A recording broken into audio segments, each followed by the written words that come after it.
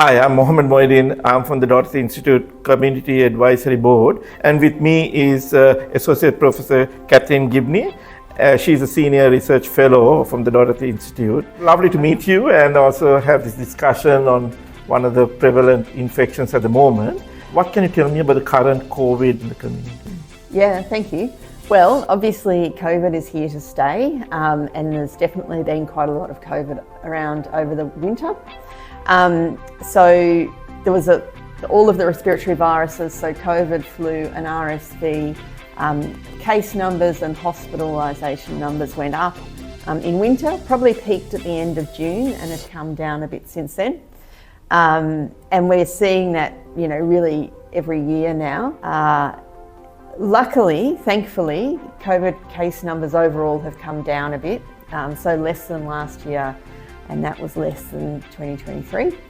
And that sort of translates into fewer hospitalisations and fewer deaths from COVID. How effective are the rat kits? And I'll give a good example, like my experience as well.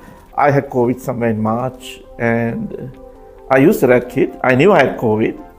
I used the rat kit, but it took me a third go before I tested positive. So, yes, great example of the tests not being perfect. I think it's great if you do a test and it's positive and then you've confirmed that it's COVID. A lot of the tests now have multiple viruses, so you might see if you've got flu or RSV or COVID. The trouble is if it's negative, it doesn't completely rule out any of those viruses. So essentially, if you're sick, you need to stay at home while you've got symptoms regardless, because there is a chance that you've got COVID or another virus and that you can spread it if you go to work or to school.